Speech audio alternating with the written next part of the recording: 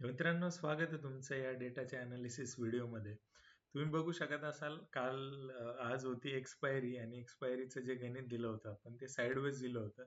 तर ऑलमोस्ट बऱ्यापैकी 1 ते 1:30 वाजेपर्यंत मार्केट कंटिन्युअस ते एक वरच्या खालच्या लेवलला होतं. व्हिडिओमध्ये मी पूर्ण दिलं होतं. व्हिडिओ नसेल बघितला तर तुम्ही जाऊन चेकआउट करा.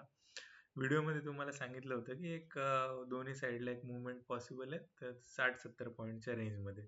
तर मार्केट सेम पद्धतीने झालं. मार्केट वरती पण होतं, मार्केट खाली पण होतं. पोझिशन्स बऱ्यापैकी अनवाइंड होत होत्या आणि साईडवेज ते प्ले झालं. तर मित्रांनो, होतं काय की जे मोठे प्लेयर असतात ना, मोठे प्लेयर ते लवकर निघून जातात. साधारण 2-2:30 पर्यंत ते सगळ्या पोझिशन्स त्यांच्या आउट झालेल्या असतात. ज्या करंट एक्सपायरीमध्ये असतात. ते नेक्स्ट एक्सपायरीसाठीचं प्लॅनिंग त्या ठिकाणी चालू करतात.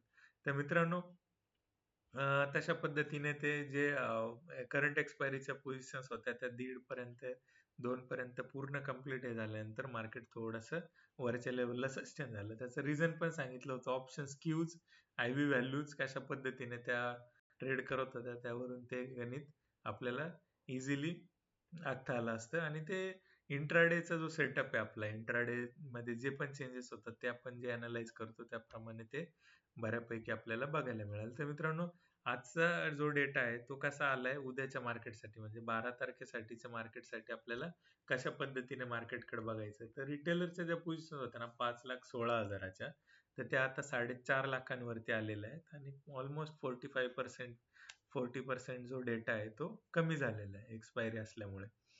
तर एफ-आय-आयजनी पोझिशन्स अजूनही निगेटिव्ह कॅरी केलेल्या आहेत. एफ-आय-आयज अजूनही कम्प्लीट पॉझिटिव्ह झालेला नाहीये. म्हणजे जो पण ट्रेंड रिव्हर्सल दिसतोय तो पुन्हा जाऊन कधीतरी साईडवेज होऊ शकतो किंवा जर चेंजेस आले डेटामध्ये तर ते आपल्याला बघणं फार इम्पॉर्टंट होईल. तर प्रोचं जे गणित आहे ते प्रो सुद्धा आता थोडासा कॉन्झर्वेटिव्ह झालाय आणि नेट टू नेट 1 लाख क्वांटिटीच्या पोझिशन्स त्या ठिकाणी निगेटिव्ह घेऊन चाललेलं आहे. तर मित्रांनो, उद्यासाठीचं जे गणित आहे ते साईडवेज टू पॉझिटिव्ह असणार आहे. ठीक आहे, पॉझिटिव्ह असणार आहे. हे जरी साईडवेज टू पॉझिटिव्ह असलं तरी जो डेटा आहे तो थोडासा इमॅच्युअर असतो. ज्यावेळी मोठा डेटामध्ये इन्फ्लो येतोय रिटेलर साईडने, ओके, कंपॅरिझन केलं रिटेलर टू एफ-आयज आणि प्रो, ते हे फार हेवी आहे. म्हणजे रिटेलर हे हेवी आहे. ते एक स्कॅटर डेटा असतो एक्सपायरी नंतरचे 2 दिवस. तर आपण याला फार असं काही वेगळ्या विचारात घेत नाही. पण जो डेटाचा सेंटिमेंट आहे ओव्हरऑल तो थोडासा पॉझिटिव्ह आहे. ट्रम्पनी काही 2 गोष्टी सांगितलेल्या आहेत. जी लोन आहेत ती 50 वर्षापर्यंत नेण्यासाठीच त्यांची तयारी आहे. तर कन्झम्पशन वाढणार आहे आणि काही राहत पॅकेज अमेरिकन लोकांना ते देण्याचा प्लॅन करतायत. तर अमेरिकेचा काही इम्पॅक्ट आपल्यावर दिसतोय, पण ओव्हरऑल आपण अजूनही कम्प्लीट पॉझिटिव्ह त्या ठिकाणी नाहीये मित्रांनो. ठीक आहे. तर आजच्या व्हिडिओमध्ये थांबूया. हे डेटाचे व्हिडिओज कसे वाचतात, अनालिसिस कसं वाटतंय, मार्केट आपल्या फेवरमध्ये कशा पद्धतीने जाते, तुमचा काय एक्सपिरियन्स असेल कमेंट करून मला नक्की सांगा मित्रांनो.